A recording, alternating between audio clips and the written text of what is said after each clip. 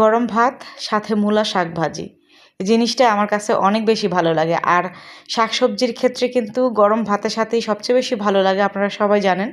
তো মূলা শাক ভাজি দিয়ে হচ্ছে এক নলা ভাত মুখে দিতেই অসম্ভব একটা স্বাদ অনুভব করলাম। আমার কাছে তো মূলা শাক, মূলা তরকারি সব কিছুই ভালো লাগে। তো ডাঁটাগুলো আমি আলাদা করে নেব, একটা শুটকির তরকারি রান্না করব। ওই রেসিপিটা আপনাদের সাথে শেয়ার করব। এই যে এই ডাঁটাগুলো আমি আলাদা করে নিয়েছি, পাতাগুলো আলাদা করে নিয়েছি।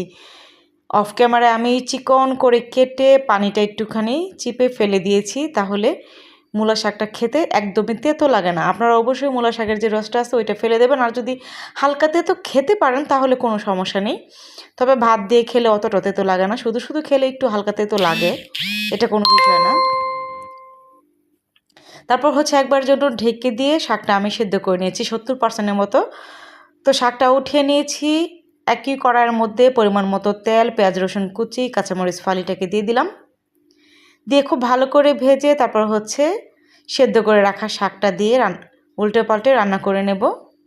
গরম ভাতের সাথে এরকম একটা শাক ভাজি হলে কে কে তৃপ্তি করে এক প্লেট ভাত খেতে পারেন, অবশ্যই কিন্তু কমেন্ট করে বলতে ভুলবেন না।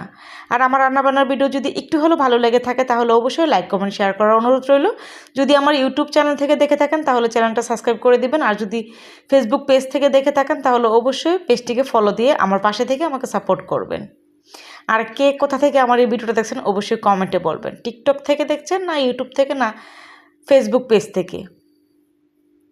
তো আলহামদুলিল্লাহ শাকটা আমার হয়ে গেছে, নামিয়ে নিয়েছি। মাশাআল্লাহ দেখেন কতটা সুন্দর কালার রয়েছে।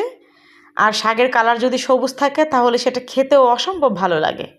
একবার হলো এরকম করে রান্না করে খেয়ে দেখবেন। আর কে কেমন করে রান্না করে খান অবশ্যই কিন্তু কমেন্টে বলতে ভুলবেন না।